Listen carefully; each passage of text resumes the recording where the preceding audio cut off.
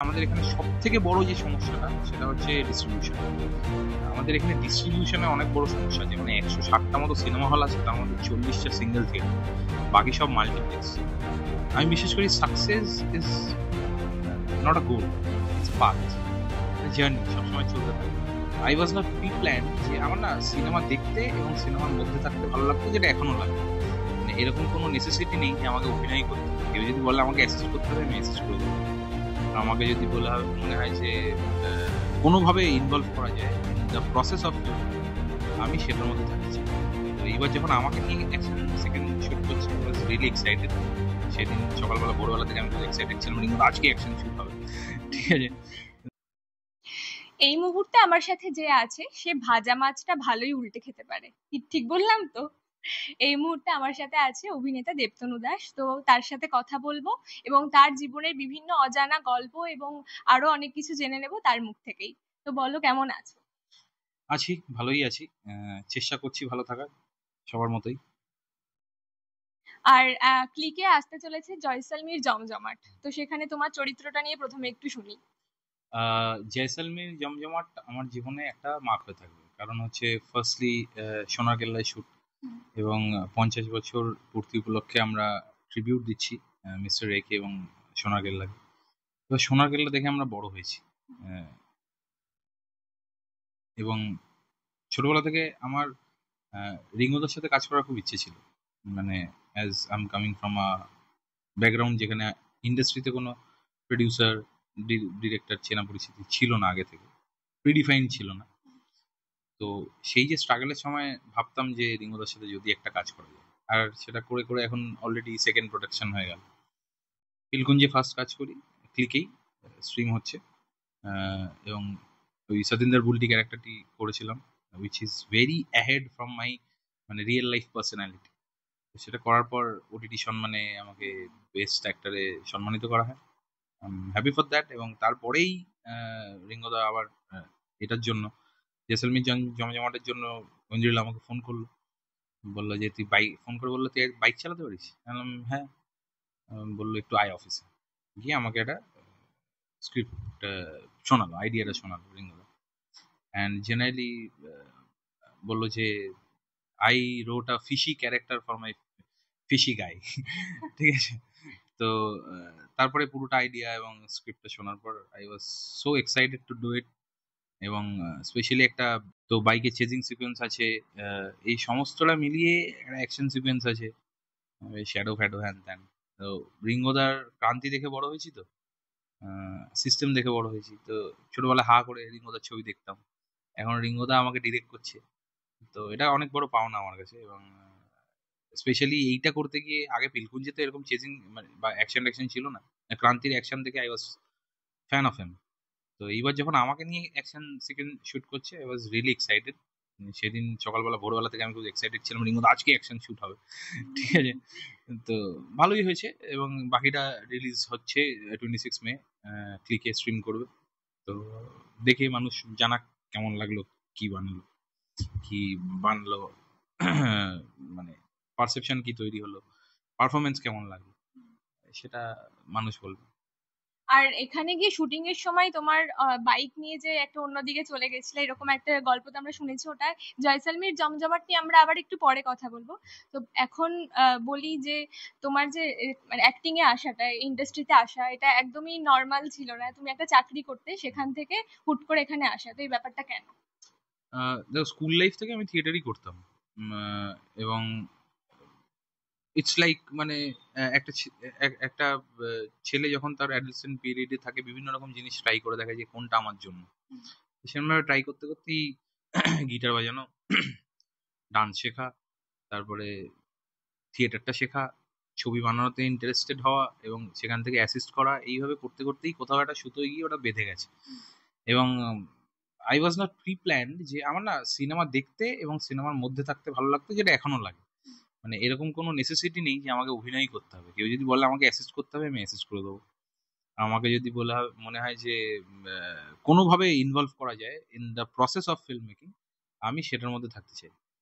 এবার সেই জায়গায় দাঁড়িয়ে যেহেতু থিয়েটারটা করতাম, সেখান থেকে তারপরে অভিষেক বলল মানে ছোট ছোট তখন সবে ইউটিউবের কাজ শুরু হচ্ছে, এখন এখন যেমন ইউটিউবে এত কাজ হয় তখন অতটা হতো না।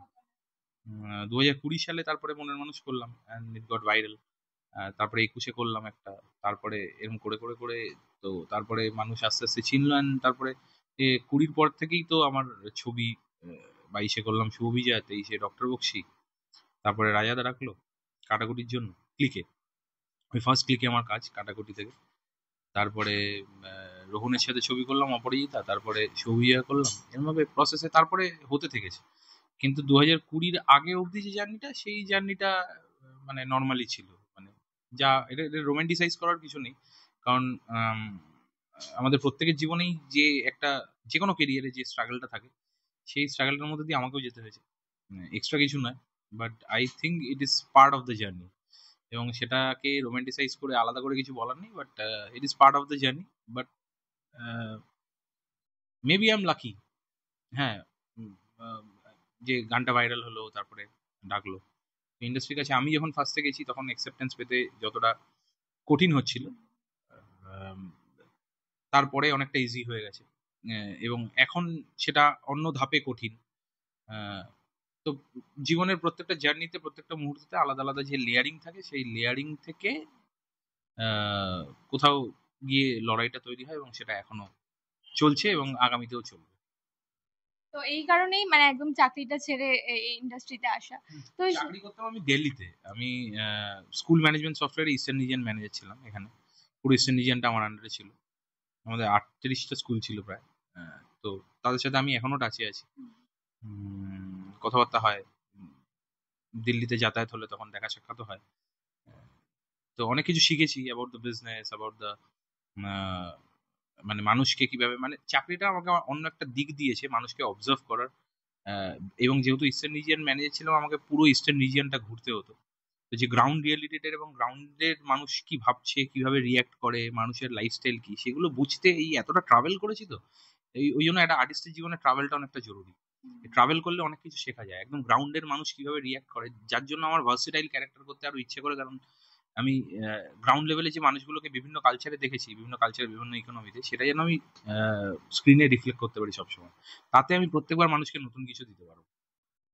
তো যে শুধু যে মানুষকে অবজার্ভ করা সেটা না, তার সাথে তুমি অনেক পড়াশোনাও করো, সেটা তোমার বাড়িতে বিভিন্ন বই দেখে বোঝাই যাচ্ছে।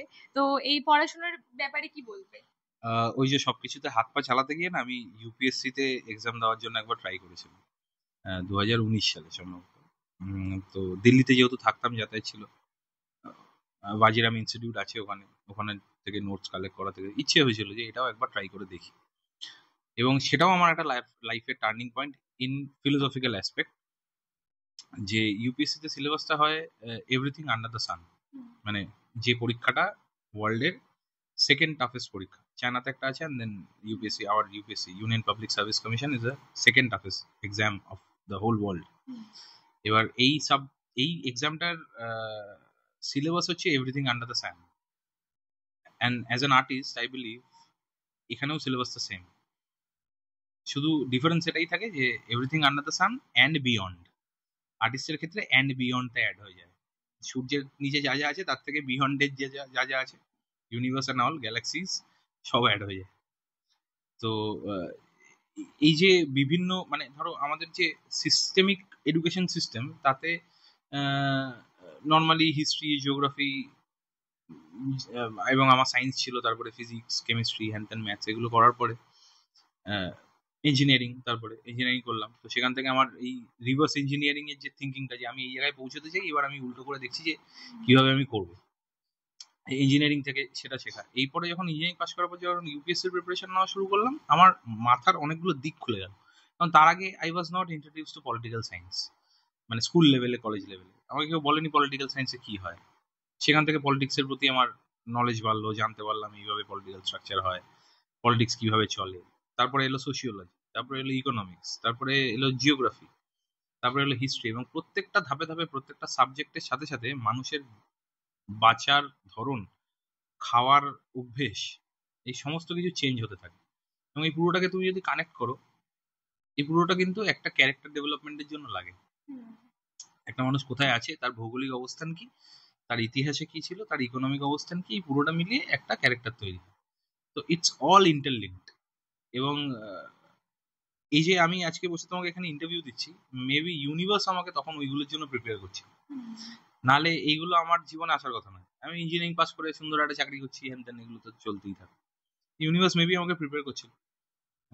তো সেখান থেকে এই যে সমস্ত পড়াশোনা জানা, এবং তারপর থেকে ওটা নেশা হয়ে গেল, যে কোনো একটা কনভারসেশনে, সেটা যে কোনো রকম ইন্ডাস্ট্রি কনভারসেশন হতে পারে, পলিটিক্যাল কনভারসেশন হতে পারে, সোসাইটি কনভারসেশন হতে পারে, ফ্যামিলির কনভারসেশন হতে পারে, যে কোনো কনভারসেশনে বসে যেন আমি ব্ল্যাঙ্ক না হয়ে যাই। এই যে এইটা আমার সব থেকে বড় ভয়, যে আমার একসাথে 3-4 জন বসে আছে, কোনো একটা টপিকে কথা হচ্ছে, সেই টপিকটা আমি জানি না, এটা আমার সব থেকে বড় ভয়। তো সেই জন্য আমি পড়াশোনাটা চালিয়ে যাই, এখনো পড়ি। আমার ডেলি রুটিনে 12টা থেকে 4টে অবধি আমার পড়াশোনার টাইম, রাত্রিবেলা।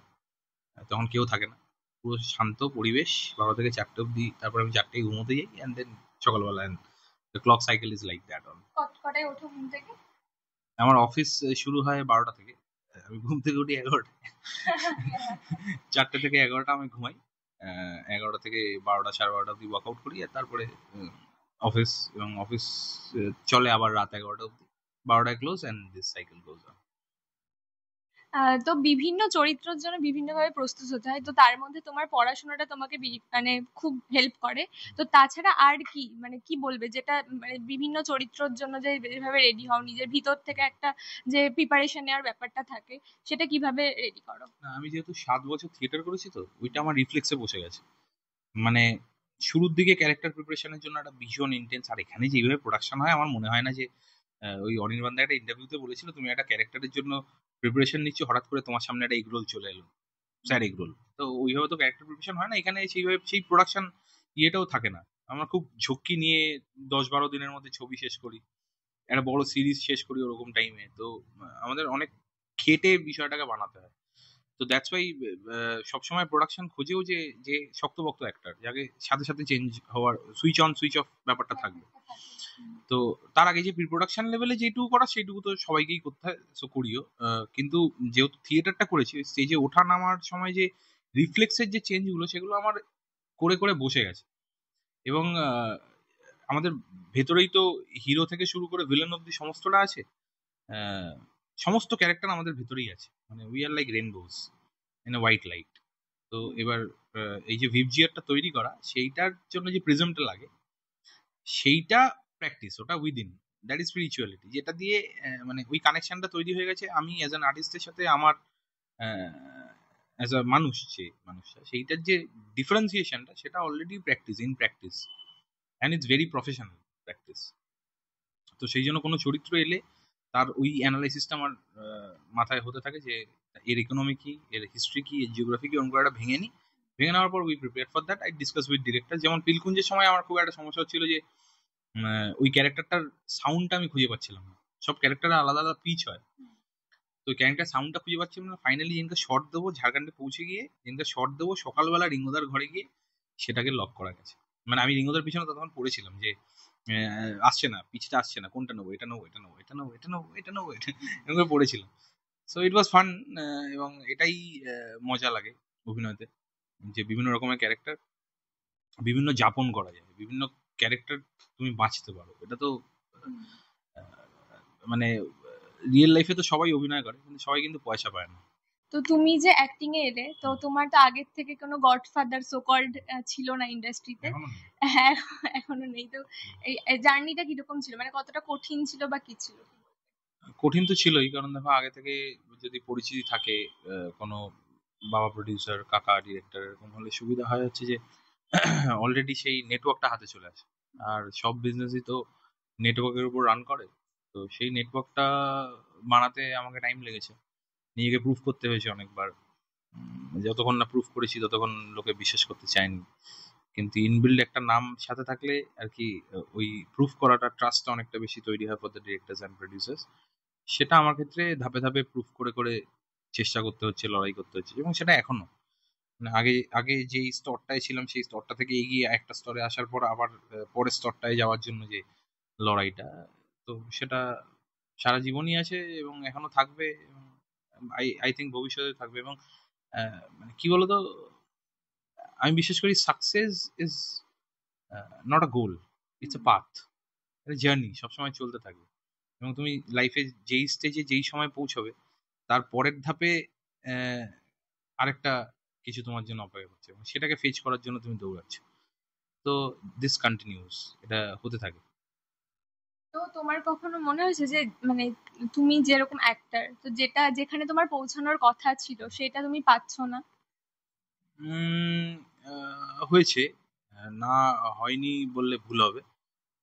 কিন্তু সেটা তো শুধু নিজের চাওয়া বা নিজের ইয়ের উপর নির্ভর করে না, এটা নির্ভর করে পারিপার্শ্বিকের উপর। কারণ আমাদের বাংলা ফিল্ম ইন্ডাস্ট্রি এখন যেই জায়গায় দাঁড়িয়ে আছে, সেই জায়গায় আমি যদি এক্সপেক্ট করি যে I'll be the next superstar or something, সেটা কোনোদিনই পসিবল নয়। তার সাইন্টিফিক্যালি পসিবল নয়। তার কারণ হচ্ছে মানুষের অ্যাটেনশনটা এখন ভাগ হয়ে গেছে, সোশ্যাল মিডিয়াতে ভাগ হয়ে গেছে।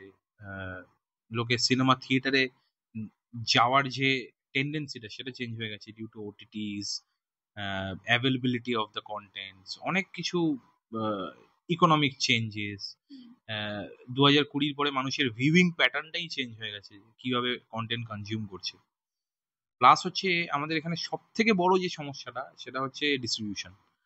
আমাদের এখানে ডিস্ট্রিবিউশনে অনেক বড় সমস্যা আছে। মানে 160টা মতো সিনেমা হল আছে, তার মধ্যে 40টা সিঙ্গেল থিয়েটার, বাকি সব মাল্টিপ্লেক্স। এবার মাল্টিপ্লেক্সে ছবি দেখতে গেলে মোটামুটি খরচ হয় একটা, মানে মাল্টিপ্লেক্সে আমি যখন ছবি দেখতে যাচ্ছি পরিবারকে নিয়ে, মোটামুটি 2,000-2,500 টাকা খরচ হয়।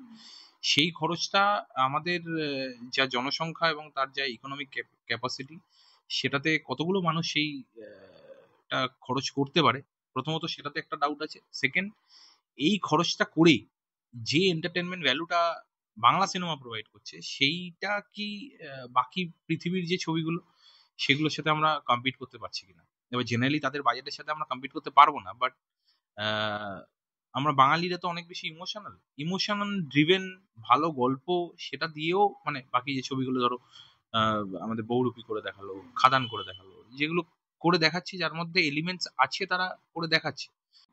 এবার সিনেমাটা যেহেতু রান্না করার মতো, তো সেখানে নুন একটু কম বেশি হলেই সমস্যা হয়ে যায়। সেরকমই সমস্তটা, মানে শুটিং থেকে শুরু করে, মার্কেটিং থেকে শুরু করে, প্রোডাকশন থেকে শুরু করে, এই পুরোটা করতে হবে। যেটা করলে গিয়ে তারপরে যারা যারা করছে, মানে যেটা হচ্ছে, যেমন বহুরূপী করেছে, খাদান করেছে, তারা করে দেখাচ্ছে। তো এই পুরোটাই কানেক্টেড। এই সমস্যাগুলো, এই ডিস্ট্রিবিউশন, ফিল্ম মেকিং, মার্কেটিং, এগুলো, এই সমস্যাগুলো প্রত্যেকটা কানেক্টেড একে অপরের সাথে। এবং এই সমস্যাগুলো একদিনে মেটার সমস্যা না, তার গোড়াতেও আরো অনেক সমস্যা আছে, সেগুলো তো আমি আর গেলাম না। তো কিন্তু এই এই এই আহ, সমস্যাগুলো মিটলে তাহলে গিয়ে পুরো ওভারঅল ইন্ডাস্ট্রির একটা গ্রোথ হবে। এবার সেটা কখনোই আমার একার পক্ষে করা সম্ভব নয়, একটা দলগত প্রয়াসেই বিপ্লব আসে। সেই দলগত প্রয়াসটা যারা করতে চাইবে, যদি করতে চায় কেউ, মাইন্ডসেট যদি থাকে সেটা করার, তাহলে সেটা পসিবল। আর যদি কেউ গরুর গলায় ঘন্টা বাঁধতে না চায়, তাহলে সেই গরু হারিয়ে যাবে। এখন যে বারবার বলতে হচ্ছে বাংলা ছবির পাশে দাঁড়ান, বাংলা ছবির পাশে দাঁড়ান, সেক্ষেত্রে বহুরূপী অনেকটা সাকসেস পেয়েছে, খাদান অনেকটা সাকসেস পেয়েছে। তো মানে বাংলার অডিয়েন্স যারা আছেন, তারা কিরকম কন্টেন্ট দেখতে চাইছে বলে মনে হয়? আহ, দেখো, কন্টেন্ট মানুষ সব ধরনেরই দেখতে পছন্দ করে। মানুষের এন্টারটেনমেন্ট দরকার। 3টে ভ্যালুর উপর মানুষ কন্টেন্ট দেখে: এন্টারটেনমেন্ট, এন্টারটেনমেন্ট, এন্টারটেনমেন্ট। এই তো এন্টারটেনমেন্টটা চাই। তো এবার যারা বলছেন যে বাংলা সিনেমার পাশে দাঁড়ান, বাংলা সিনেমার পাশে শুয়ে পড়ুন, তো সেটা তাদের ব্যাপার। আমার মনে হয় তাদের উঠে দাঁড়ানো উচিত আগে।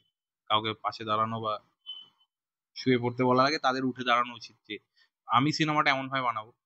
আহ, ভালো ফুলের গন্ধ নাকে নাকে গিয়ে শোকাতে হয় না, সেই ফুলের গন্ধ ভালো হলে এমনিই ছড়িয়ে পড়ে। তো এবার নাকে নাকে শোকাতে গিয়ে যারা যেই ধরনের কন্টেন্ট বা মার্কেটিং, আমার মনে হয় যে সবসময় না নিজের দিকে আগে দেখা উচিত। আপনি আসুন, মানুষকে রিকোয়েস্ট করলাম, সেটা প্রমোশনের সময় আমরা সবাই করি যে আপনারা দেখুন, কিন্তু দেখার পরে আহ, আরেকজন মানুষকে রেফার করছে কিনা, মানে একদম বেসিক বিজনেস অ্যাসপেক্টে বলছি। আমি তো এখন ফিশই করছি, আমি ফিশ ফ্রাইয়ের অ্যাসপেক্টে বলছি। আমি একটা ফিশ ফ্রাই বানালাম, সেটা খাওয়ালাম মানুষকে, সেটা খেয়ে যদি তুমি তোমার বন্ধুকে বলো যে জানিস তো দারুণ ফিশ ফ্রাই খেয়েছি ফিশিতে গিয়ে, তা ওইটা হচ্ছে অরিজিনাল মার্কেটিং, মাউথ পাবলিসিটি। তো এমন আমি একটা সিনেমা বানাবো যেটা দেখে লোকে এন্টারটেনমেন্ট পাবে, এবং সেটা 10টা মানুষকে রেফার করবে, তাহলে গিয়ে তো বাস তৈরি হবে। তো সেই ফিশ ফ্রাইটা বানাই, সেই সিনেমাটা বানাই, তাহলে গিয়ে লাভ হবে। আমি যদি এখন লোককে বলতে থাকি প্লিজ আমি ফিশি খুলেছি, আপনি এসে খান, কটা মানুষকে বলবো, কদিন বলবো? একদিন না একদিন তো বিজনেস ঠাপ হবেই। এটা একদম পাতি বিজনেসের এথিক্স, এটা নর্মাল ক্যালকুলেশনস। তো আমি প্রোডাক্টটা বানানোতে যদি ঠিক করে মন দিই, তাহলে আমার মনে হয় যে, এবং এবং এটা যদি শুধু একজন নয়, সবাই মিলে করে, মানে একা বহুরূপী, একা খাদান নয়, প্রত্যেকটা ইন্ডিভিজুয়াল প্রডিউসার, কর্পোরেট প্রডিউসার যারা আছে, মানে স্টুডিও ফরম্যাটে যারা কাজ করেন, তারা প্রত্যেকে সবাই মিলে যদি কন্টেন্টটাই আমরা ভালো করে নজর দিই, rather than artist, rather than মানে মানে তামঝাম হ্যান ত্যান মিলিয়ে কন্টেন্টটার জন্য যেটা দরকার সেটা করে যদি বানাই, তাহলে আমার মনে হয় অনেক বেটার রেজাল্ট আসবে। এবং সেই অর্থে দাঁড়িয়ে মানে আমি চেষ্টা করি সবসময় সেই ধরনের গল্পের সাথেই জোড়ার, যেখানে আমার নিজেরকে কিছু এক্সপ্লোর করার থাকবে, এবং আমার সেই টিমটার প্রতি, স্পেশালি ডিরেক্টর আর প্রডিউসারের প্রতি সেই ভরসাটা আছে যে তারা একটু ডিফারেন্ট কিছু বানাবে। আচ্ছা, তুমি যে এত সোজাসাপটা কথা বলো, তো সেক্ষেত্রে আবার তোমাকে কোনো পার্টিতেও দেখা যায় না, তুমি একটু মানে ঘরেই থাকো বলতে গেলে, ওরকম কি বলে যেটাকে, লাইমলাইটে অতটা থাকো না, সোশ্যাল মিডিয়াতেও অ্যাক্টিভ না, তো সেক্ষেত্রে তোমার কাজ পেতে কোনো অসুবিধা হয় না? ওই যে বললাম, ভালো ফুলের গন্ধ ছড়াতে সময় লাগে না, নাকে নাকে গিয়ে শোকাতে হয় না। তো আমার ক্ষেত্রেও সেটা প্রযোজ্য। আমি নিজের কোয়ালিটি বা নিজের চর্চা, আহ, নিজের দেখো, যখন প্রথম ইন্ডাস্ট্রিতে এসেছিলাম এই বিষয়গুলো বুঝতে আমার কাছে নতুন ছিল, এবং এখন মনে হয় যে যদি আমি এটা করতে পারি, তাহলে যে কোনো কেউ করতে পারে, মানে মফস্বল থেকে আসা একটা ছেলে মেয়েও করতে পারে। It's not about the availability, it's about the will, ইচ্ছে। যদি ইচ্ছে থাকে, তাহলে পাবলিসিটিতে না থেকে, সোশ্যাল মিডিয়াতে অ্যাক্টিভ না থেকে, সপ্তাহে একটা, 3 সপ্তাহে একটা পোস্ট করি আমি, সেইটা করেও কাজ করা যায়। But if there is a will, there is a way. তো সেইটা দরকার, এবং তার যে মানে এটাও একটা স্ট্র্যাটেজির মধ্যেই পড়ে। মানে আমি যদি সারাদিন কি খাচ্ছি, ঘুমোচ্ছি, শুচ্ছি, কোথায় যাচ্ছি, কার সাথে কথা বলছি, বাজারে গিয়ে ঠকে যাচ্ছি, এইগুলো যদি আমি সব সময় সোশ্যাল মিডিয়াতে দিই, তাহলে যে কটা মানুষ চেনে তার যে কিউরিওসিটিটা, সেটা তো আর থাকবে না। সবটাই যদি আমি বলে দিই, তো সেইটা আমিও নিজেও মানে অতটা পাবলিক করতে ভালোবাসি না। আমি নিজে পার্সোনাল লাইফে থাকতে ভালোবাসি। তো সেই জন্য আমি সোশ্যাল মিডিয়াতে অতটা ফ্রিক নয়, এবং সেটাকে ধরে রেখেই আমার যেইটুকু দরকার, যতটুকু দরকার। এবার যেহেতু আমার খুব কাছের লোকজন ইন্ডাস্ট্রি, তারা জানে যে আমি কি ফিলোসফিতে কাজ করি বা কিভাবে কাজ করতে চাই, তারা সবসময়, ইভেন তুমি মানে একটু অবজার্ভ করলে টোটাল আমার ফিল্মোগ্রাফিতে দেখবে যে আহ, প্রত্যেকটা ডিরেক্টরই আমাকে সেকেন্ড টাইম থার্ড টাইম করে রিপিট করেছে, মানে সেটা ডিরেক্টর প্রডিউসার দুজন, because they are tuned with me. সেই জন্য সেই টিউনিংটা খুব জরুরি, কারণ I want to be in the process. এবং আমি একটা ছবি করছি মানে তার শুরু থেকে শেষ অবধি, তার প্রমোশন অবধি পুরোটাতে আমি ইনভলভ থাকতে চাই। তো সেই জন্যই আর কি, আর কিছু না। আর তুমি যে এত পড়াশোনা করছো, তো হচ্ছে ডিরেকশনের কোনো ইচ্ছা রয়েছে ভবিষ্যতে? না, ডিরেকশনটা না আমি দিতে পারবো না। আর অ্যাকচুয়ালি কি হয়, আমি একটা জিনিস খুব অবজার্ভ করেছি, সেটা হচ্ছে সিনেমা হিট হলে অ্যাক্টর, আর ফ্লপ হলে ডিরেক্টর, ঠিক আছে? তো সেই যে বিষয়টা, সেইটা থেকে। আর তাছাড়া মানে with due respect to the directors, all directors, আমি যাদের সাথে কাজ করেছি, আমি অনেক কিছু শিখেছি, এবং তাদের কাছে আমি সবসময় বলেছি যে consider me as your assistant director first, ঠিক আছে, তারপরে আমি অ্যাক্টর। যেহেতু আমি ছবির প্রসেসটার মধ্যে থাকতে ভালোবাসি, আমি চেষ্টা করি ওইভাবেই থাকতে। কি বানালো, কি হলো, স্ক্রিপ্টে কি হলো, কিভাবে চেঞ্জ হচ্ছে, একটু হাতে হাতে করে দিলাম, এই বিষয়টার মধ্যে আমি করতে ভালোবাসি এটা। উইথ ডিউ রেসপেক্ট, যে হেডেকটা ওনাদের পড়ে না, মানে যে কঠিন বিষয়গুলোর মধ্যে দিয়ে যেতে হয়, সেটাই আমি পারবো না যেতে। সুতরাং in near future I am planning to start production. মানে প্রডিউস করার ইচ্ছা আছে, বাট কখনো ডিরেকশন নিয়ে ভাবিনি। মানে আমি পারবো না করতে, মানে যেটা আমি আমি নিজেকে চিনি যে আমি কোনটা করতে পারবো, কোনটা করতে পারবো। If I B the producer, I try my level best. কিন্তু আমি যেটাই চেষ্টা করেছি ক্র্যাক করার জীবনে, সেটা অভিনয় হোক, আজকে এখন বিজনেস হোক, ভবিষ্যতে যেটাই প্ল্যান করবো। তো এই স্পাইকটার জন্য আমাকে সবসময় আমি তৈরি থাকি, এবং প্রডিউসারের প্রডিউস করার ইচ্ছা আছে, বাট ডিরেকশন কোনোদিন প্রোডাকশনের কোনো প্ল্যানিং হয়েছে? হয়েছে। অলরেডি প্ল্যান চলছে, কথাবার্তা অনেকটা এগিয়েছে, একটা স্ক্রিপ্টিং স্টেজে আছে, planning. Let's see, hope for the best. এবং প্রডিউসারের স্ট্রাগলটা আরো বড় স্ট্রাগল, মানে একটা অ্যাক্টরের যেমন সিভি হয়, একটা ডিরেক্টরের সিভি হয়, একটা প্রডিউসারেরও সিভি হয়। তো সেটা স্ট্রাগলটা আরো বড় স্ট্রাগল, কারণ সেখানে বিজনেস ইনভলভ থাকে, একটা মানিটারি ট্রানজাকশন ইনভলভ থাকে, ডিস্ট্রিবিউশন ইনভলভ থাকে, মার্কেটিং ইনভলভ থাকে। তো একটা প্রডিউসার তো পুরো কন্টেন্টটা ডিজাইন করে, প্রডিউসারের মানে চাপটা আরো বেশি। কিন্তু ডিরেক্টরের যে ধরনের চাপ আর প্রডিউসারের যে ধরনের চাপ, আমি মানে খুব তাড়াতাড়ি ফিট হয়ে যেতে পারবো প্রডিউসারের চাপটার দিকে, সেই জন্য I am planning for the production. But director কোনোদিন পারবো না তাই জন্য। বাট এই চাপটা একটু বেশি, স্ট্রাগলটা একটু বেশি, তো it will take time. But আমার মনে হয় যে যখন করব ধীরে সুস্থে ভালো করেই করবো। ইন্ডাস্ট্রিতে কোনো ইন্সপিরেশন আছে তোমার, বাংলা ইন্ডাস্ট্রিতে? ইন্সপিরেশন, ইন্সপিরেশন নেই। আমি নিজে ইন্সপিরেশন।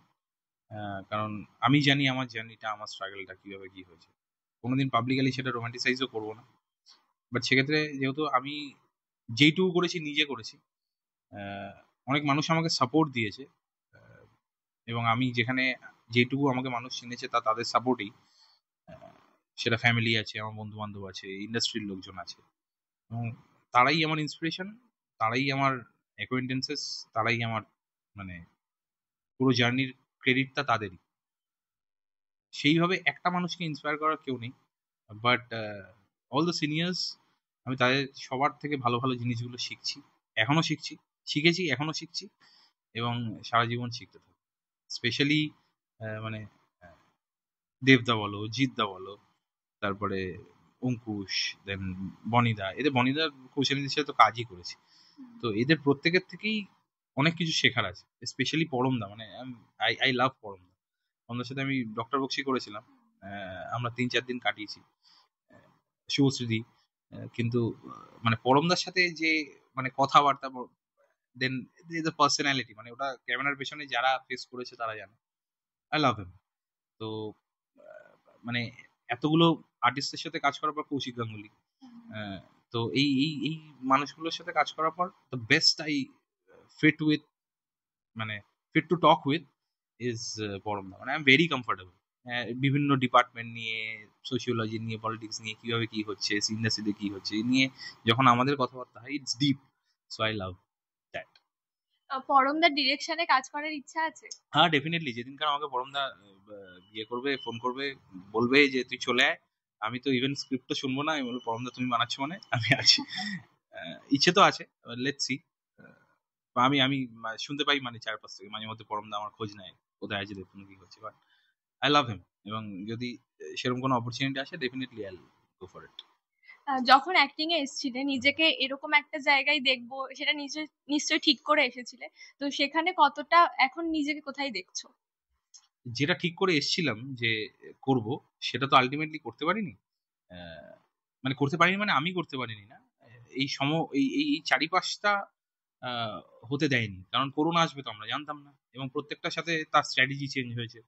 প্রত্যেকটা মোমেন্টে মানুষের ভিউইং প্যাটার্ন চেঞ্জ হয়েছে, ইকোনমি চেঞ্জ হয়েছে, গভর্নমেন্ট চেঞ্জ হয়েছে, অনেক কিছু হয়েছে। পুরোটা একটার সাথে একটা কানেক্টেড। তো যেটা ভেবে এসেছিলাম, একটা মানুষ তো সবসময় চায় যে চাঁদ ছুতে, কিন্তু চাঁদ ছোঁয়ার টেন্ডেন্সি রাখলেই তো ছাদ অব্দি পৌঁছানো যায়, তাই না? তো এখন ছাদ অব্দি হয়তো হয়নি, দোতলা তিনতলায় উঠেছি, এবার ছাদে যাব, তারপরে চাঁদ। এবং এইটা আমার already I am in thirties. তো এরপরে বাকিটা জীবনটা যতটা আছে, ততটার মধ্যে যতটা পারবো চেষ্টা করে যাবো, বাকিটা জানি। আচ্ছা, অভিনয় নিয়ে তো অনেকটাই কথা হলো, এবার জিজ্ঞেস করি যে এখন দেখা যাচ্ছে অনেক অভিনেতারাই রাজনীতির সাথে যুক্ত হচ্ছে বিভিন্ন ভাবে, তো তোমার কি রাজনীতিতে যাওয়ার ইচ্ছা আছে? আহ, ইচ্ছে বলতে, দেখো, আমি যখন ইউপিএসসি প্রিপারেশন করেছিলাম তখন আমি ব্যাক আউট করেছি, তার একটা রিজন আছে। এটা আজকে আমি ফার্স্ট টাইম বলছি, মানে কোনো ইন্টারভিউতে বলিনি আমি যে কেন আমি ব্যাক আউট করলাম। মানে I was prepared for the prelims and all, but আমি ব্যাক আউট করলাম একটাই কারণে, কারণ হচ্ছে যে আমাদের পলিটিক্যাল সিনারিওতে, স্ট্রাকচারে বিউরোক্র্যাটসরাই পুরোটা চালায়, পুরো ম্যানেজমেন্টটা বিউরোক্র্যাটসরা চালায়। তো কিন্তু পলিটিক্সের একটা ইনভলভমেন্ট থাকে তাতে। তো এই যে mix of this bureaucracy and politics, এইটাতে আমি দেখলাম যে আহ, যে ট্রানজাকশনটা তৈরি হবে, যে ভাইবটা তৈরি হবে, তাতে হয়তো আমার যা পার্সোনালিটি, আমি পারবো না সেই অ্যাডজাস্টমেন্টটা করতে। হুম। সব কিছু কিছু জায়গায় এই ব্যালেন্স মেনটেন করে যে চলাটা, সেইটা আমার ক্ষেত্রে কোথাও গিয়ে ল্যাক করবে, মানে আমারই ফল্ট সেটা। As a bureaucrat you cannot do that. হ্যাঁ, মানে you have to maintain a perfect balance as a মানে বিউরোক্রেসিতে। তো সেটা আমার পক্ষে পসিবল না, বাট সেটা ইজিলি করা যায় পলিটিক্স। সো ডেফিনেটলি যদি সেরকম কিছু হয়, কখনো চিন্তা ভাবনা ঘোরে যে I want to do something for people, মানে and genuinely do something for people, মানে ওরকম নয় যে বলবো কিছু করতে চাই মানুষের জন্য কিন্তু কিছু করতে পারবো না। বাট হ্যাঁ, পলিটিক্সে মানে ইভেন আমার বাবাও বলে, আমার বাবা বলে, আমার ভাই বলে যে you are fit for the politics. Definitely দেখা যাক, যদি জার্নিতে কখনো অপরচুনিটি আসে, আই থিঙ্ক অ্যাবাউট ইট। মানে মানুষের জন্য করা, কিন্তু এখন চারিদিকে রাজনীতি যেমন ভাবে চলছে, কজনই বা মানুষের জন্য করছে সেটা, সেই ক্ষেত্রে তুমি কতটা করতে পারবে বলে মনে হয়? আমি তো রাজনীতির বাইরে থেকেও মানুষের জন্য করছি। ধরো আমি একটা যে বিজনেস করছি, সেই বিজনেসে যে স্টাফেরা কাজ করছে, যে ফ্র্যাঞ্চাইজি ওনাররা যুক্ত হচ্ছে, তার তো একটা মোটিভ আছে। মানে যদি শুধুই পয়সা কামানোর হতো, দেয়ার আর ডিফারেন্ট ওয়েজ আমি পয়সা কামিয়ে নিতে পারতাম। আমি আরো 10টা জল ছবি সাইন করতাম, ঠিক আছে, আমি অন্যরকম কিছু বাজারে টাকা খাটাতাম, ঠিক আছে, মানুষকে ধার দিতাম, এই বিভিন্ন দিক আছে পয়সা কামানোর। যদি শুধু পয়সা কামানোটাই মোটিভ হতো, তাহলে আমি করতে পারতাম। But I wanted to create a parallel economy, যেখানে এখন মানুষের চাকরি বাকরি নেই, কাজকর্ম নেই, মানুষকে স্ট্রাগল করতে হচ্ছে, সেখান থেকে আমি যদি আমার লেভেল থেকে দাঁড়িয়ে একটা অপরচুনিটি তৈরি করতে পারি। এবং ফিশিতেও যে বিজনেস মডেলটা তৈরি করা হয়েছে, that is for the new generation entrepreneurs. তারা এতে মিনিমাম ইনভেস্টমেন্টে একটা ব্যবসা শুরু করতে পারে। আমি ওইভাবেই ডিজাইন করেছি, যাতে একটা বেকার ছেলে মেয়ে সামান্য ন্যূনতম টাকা যেটুকু ব্যাংক দেয় বা জোগাড় করতে পারে, সেই টাকা দিয়ে একটা ব্যবসা শুরু করতে পারে। তার মানে আমি তাকে একটা ইনকাম করার জায়গা তৈরি করে দিচ্ছি। প্রত্যেকটা আউটলেটে 2-3 জন করে স্টাফ যারা কাজ করছে, 5 into 3, 15 জনের ঘর চলছে, প্লাস আমার কোম্পানিতে যে আরো 5-6 জন কাজ করে, তাদের প্রত্যেকের ঘর চলছে।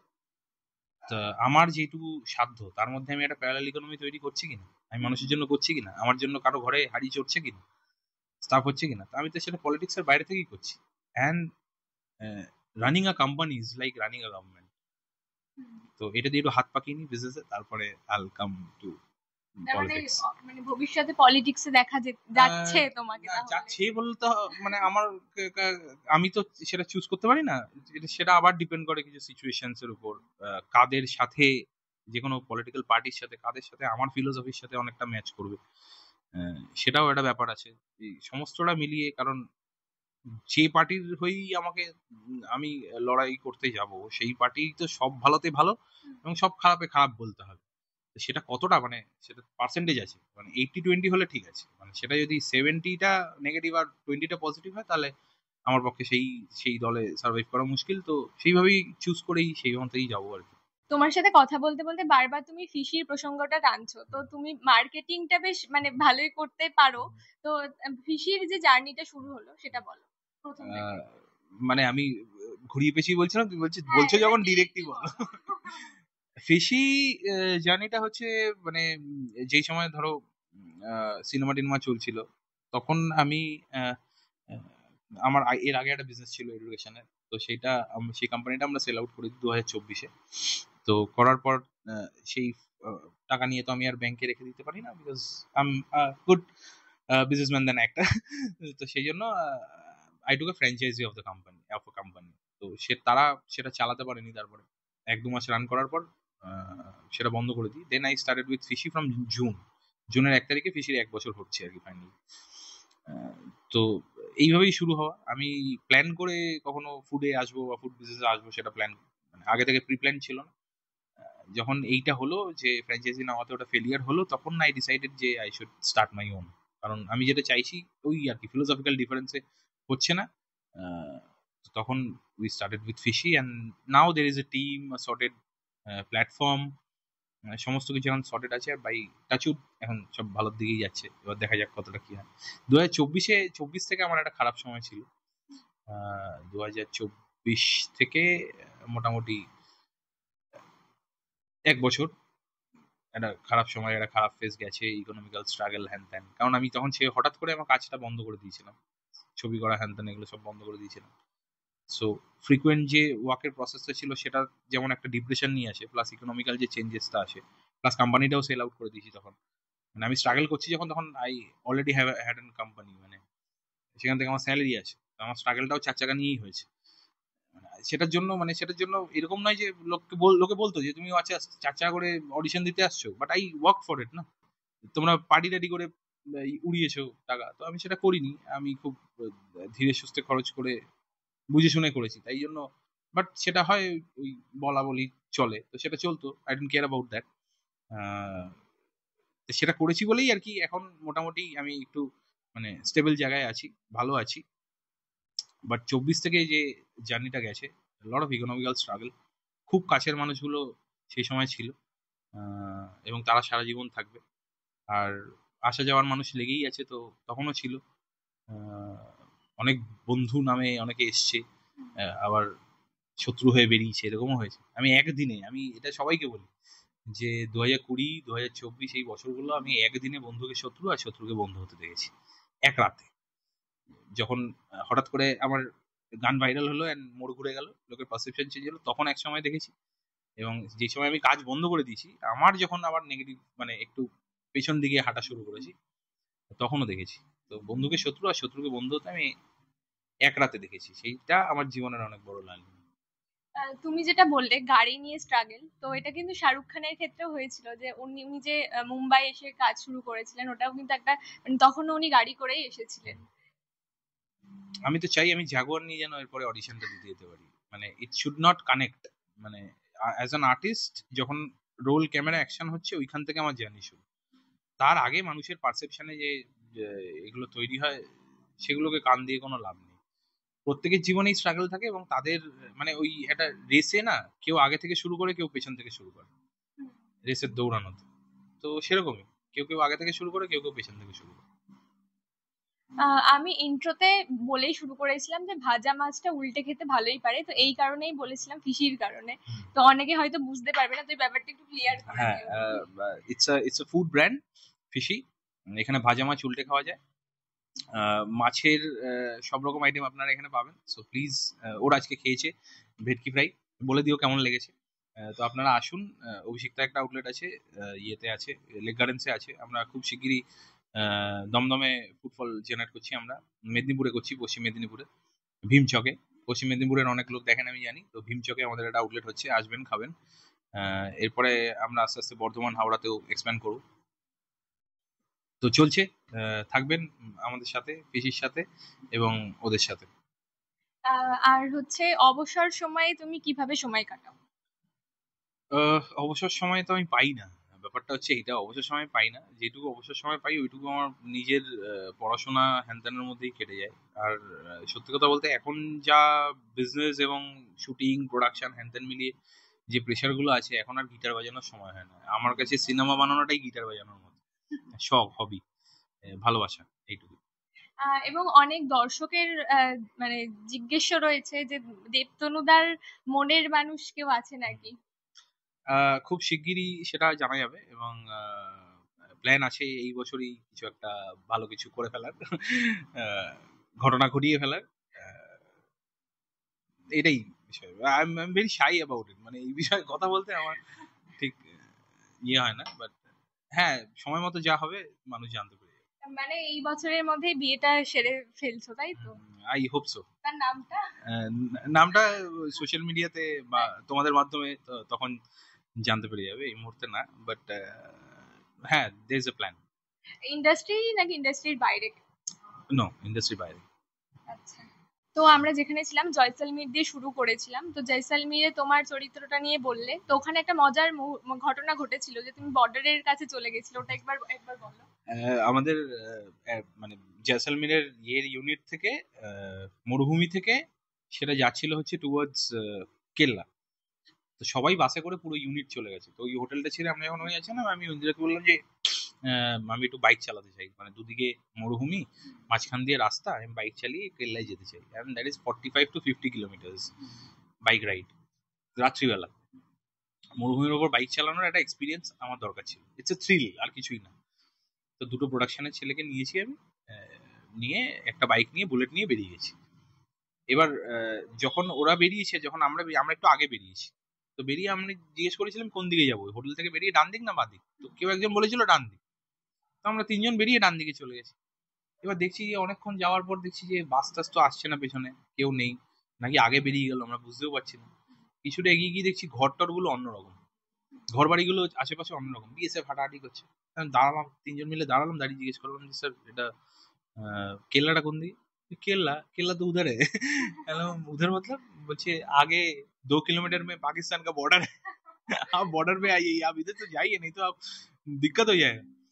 সাথে সাথে বাইক ঘুরিয়ে দিয়ে দৌড়।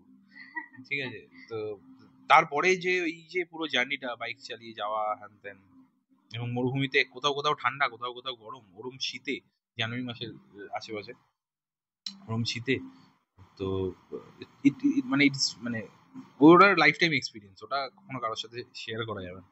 দুপাশে মরুভূমি, ঠান্ডা, গরম, হ্যান ত্যান, আকাশ ভর্তি আলো, বাইক আমি। তো বেশ ভালো একটা এক্সপিরিয়েন্স খুব ভালো, খুব ভালো। তো সবশেষে দর্শকদেরকে কি বলবে? দর্শকদেরকে এটাই বলবো যে এই আমাদের এই পুরো এক্সপিরিয়েন্সের একটা ঝলক আপনারা জয়সলমীর জমজমাটে দেখতে পারবেন। ক্লিকে আসছে 26 মে, আপনারা প্লিজ দেখুন, সাবস্ক্রাইব করুন। ক্লিকে আমার আরো কন্টেন্ট দেখতে পাবেন, সেখানে আমার অপরাজিতা বলে প্রথম ছবিটি আছে, কাটাকুটি আছে, পিলকুঞ্জ আছে। আপনারা ক্লিক সাবস্ক্রাইব করলে আমার অনেকগুলো কন্টেন্ট দেখতে পারবেন। সো আপনি সাবস্ক্রিপশন নিয়ে নিন, অনেকগুলো কন্টেন্ট দেখতে পাবেন।